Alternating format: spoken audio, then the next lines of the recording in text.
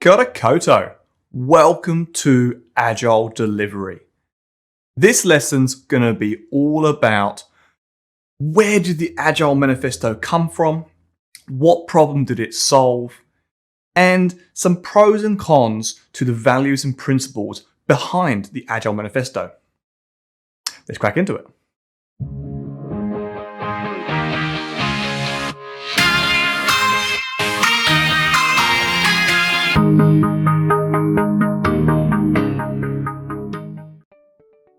We're going to try something called Agile Programming.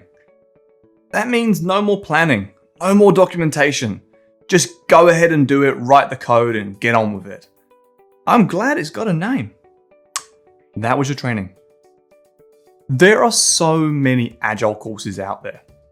There are 1-hour lessons like this, there are 2-day courses, there are week-long courses on the Agile Mindset. It's a little bit overkill for what is a 1999 developed manifesto based on values and principles. But in this lesson, we'll focus mostly on the Agile Manifesto and some of the benefits that have come from this document written in 1999.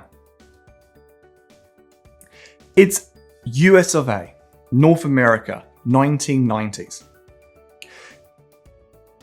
There was two major recessions in 1990s. There was the 1990 and 1994, but there was also the 1987 stock market crash. North America, was going through a jobless recovery. The reason why this happened was because the administrations lowered interest rates, which normally would cause more lending and then more jobs. This economic principle was founded really in the 1940s. It allowed governments to lower interest rates, making money easier to get hold of, and therefore they would spend it on growth of their companies.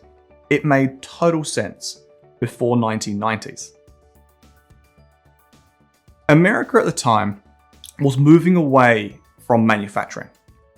A lot of the Western world is doing the same.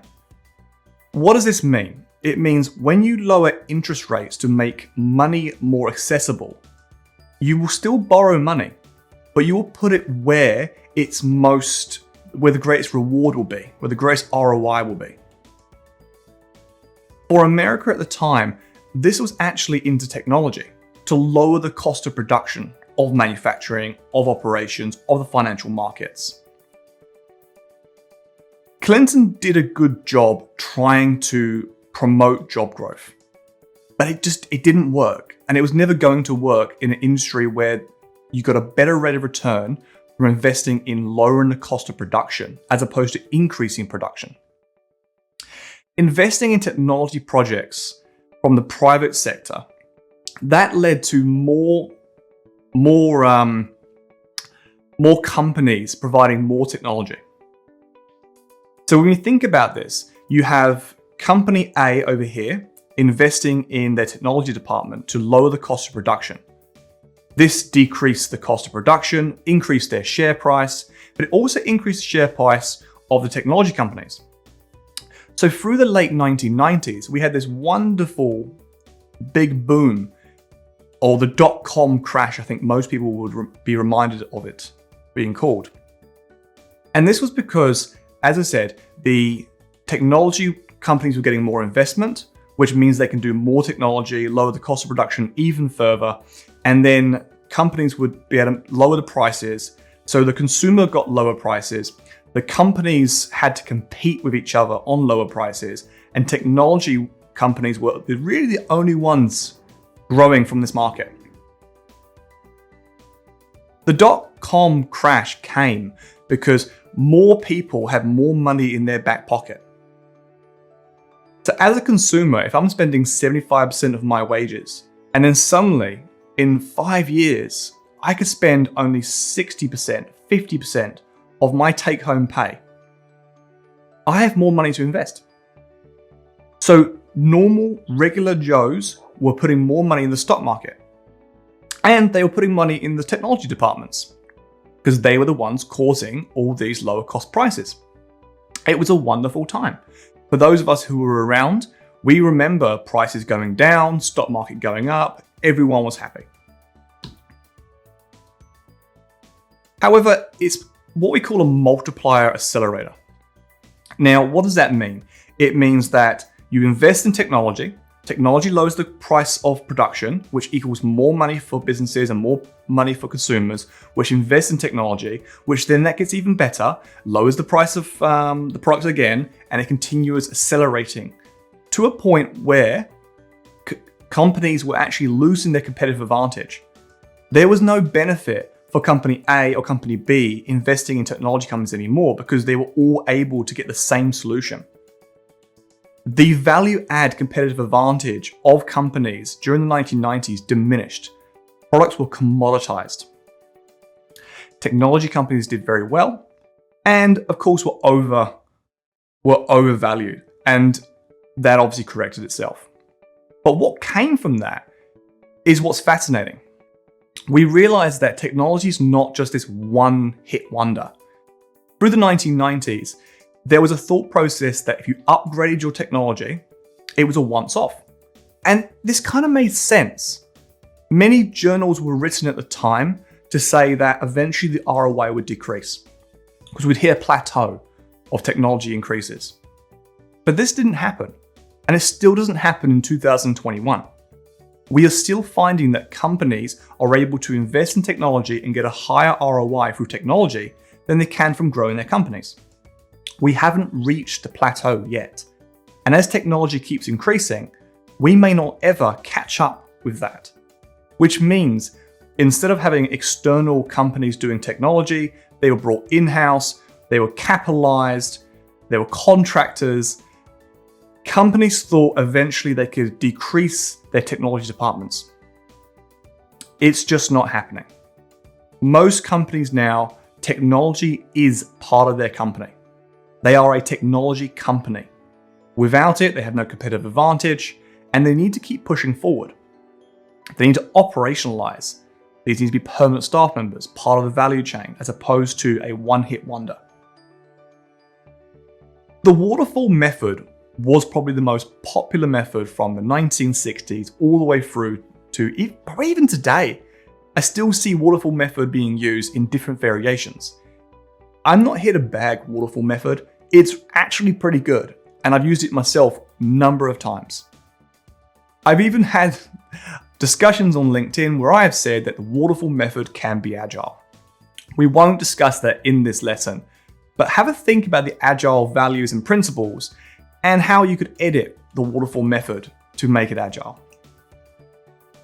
It was invented by Sage. It was still a technology company. Yes, the thought process did come from the manufacturing era, but it was developed by Sage in 1956. It starts off with requirements. You go out, you get requirements, preferably from your customer. You then design a solution based on those requirements. If the design is not feasible, you go back to requirements phase and you'd go again. You then would implement it. You would deliver the solution or build phase. You'd verify it, or the testing phase, to make sure that it met the requirements at the start. And then you would maintain. It would go to BAU, business as usual, and you could start a whole new cycle. It worked very well when two things happened. The customer demands didn't change as frequent, and requirements were gathered correctly. And as an ex-business analyst, I can tell you, gathering requirements is very hard. Things are always changing. Variability is inherent in complex work. Now, again, we go back to complex in the Cynefin model, right? It's multifaceted. There's more than one way of doing things. Things are always changing. The Waterfall Method doesn't really work in its 1956 approach through just requirements, design, implement, verify, maintain. Unless it's a much, much smaller delivery cycle. The variability in the requirements happens so often at a user level, a customer level, that you end up not being able to pivot without high cost of change. For those who remember the iron triangle, there's scope, cost, and time. So we used to, as project managers, say, okay, if you want to increase scope, it's going to increase cost or time. And it's up to you which one you want to do. What we tend to find, though, with waterfall projects is that only 16% actually deliver on time, only 37% ever deliver on budget, etc., etc. It doesn't work in a complex environment in its current format from 1956. And the quality was always missing. Now, some people used to say, oh, quality's built in due to the scope. Well, no, it never was. Quality is about the customer experience. Scope is about the requirements that you may actually be looking at. So the requirements phase will come up with requirements that are normally solution-based. The quality or the customer experience is always left out. This gathered massive momentum. The same way today, we have the same factors.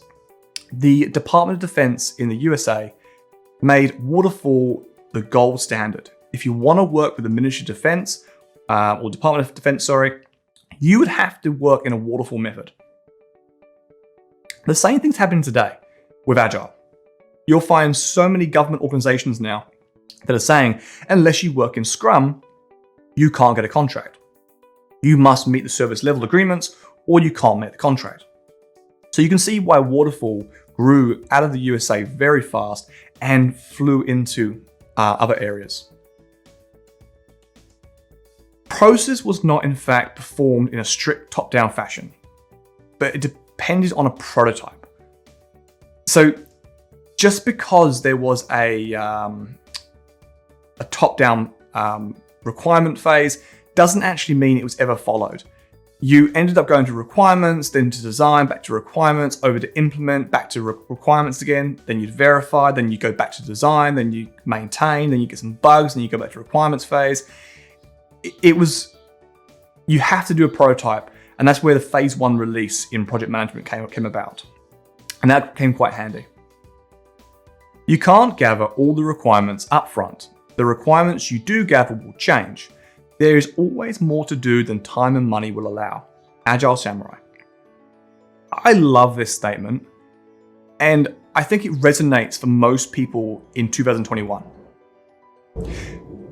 But as you can imagine, in 2005, 2006, this was like, whoa, what do you mean we can't gather all the requirements? I remember being on projects where we would gather requirements for 9 months. And the time we finished the requirement gathering, things would change. And we'd have to re-go through the requirements. Or we'd implement phase 1 and it didn't meet the new requirements. It was very frustrating. These long projects were very frustrating. And in 2005, 2006, we started to realize that this methodology in its current format was not going to cut the mustard. But in the shadows, in 1999, 17 guys went off to a ski trip in Utah to chat about their lightweight frameworks. They all had some sort of method or framework. And they got in a room and they said, right, well, how do we brand this? How do we support each other in lightweight frameworks? You had adaptive software design, Crystal, Scrum, XP, DDSM, pragmatic programming, feature-driven development. There was a number of them. Some you would have heard of today, some have faded away over time. But the idea is that there were too many documentations in Waterfall. It was a heavy process, bureaucracy was massive, and they couldn't move fast enough, especially in technology, especially in software development technology, where things were moving too fast. Up until 1999, you had the stock market booming, you had Amazon coming on the scene, you had new AI technologies coming out. Fast forward 20 years and the AI people are here now. Robotics is here. Interconnectivity between industries is here. So you can see now why Agile is so popular. In 1999, I get where they were coming from. It was just software development. Whereas now we know we need to be able to pivot or persevere very quickly. And the smallest cycle time that we can get to those change, the more customer value we can produce. Here's a list of the names. One good old British guy up there, Martin Fowler. But other than that, as you can see, there is a common denominator. They are all males. So I do wonder what would happen if we had more diversity in the Agile Manifesto. A simple way of understanding Agile is to look at the Agile onion. On the outside, we've got practices and we've got tools and process. You can adapt your tools and process and your practices very easily in an Amber organization. It's command and control because, hey, look, we're doing Scrum, go do it. And I remember being in many organizations where I was told they want to do Scrum, go make them do Scrum. And you made them do Scrum. It wasn't difficult. Suddenly we're up and running, we're iterating, we're continuously improving, and it's fine. It's not the biggest bang for buck though. So in our own research, we're finding that you can increase productivity, customer value by about 2x through tools and process, which is quite substantial. But if you want to move into 4x, you need to think about the principles and the values. Now, to do value-driven processes, so what this basically means is that tools and processes are chosen based upon the values and principles of an organization, i.e. they will change. And this is why I make the comment that if you start off with Scrum and you develop a team or a business unit, you will naturally evolve out of Scrum eventually. And the reason why that is because you will find a bespoke way of working that suits your organization, your culture, and your customers. This is something that you cannot learn inside a course like this. You need to experience it out in the world and realize that out-of-the-box processes do not work. They just don't. You need to adapt them to your own customers, your own process, your own competitive advantage.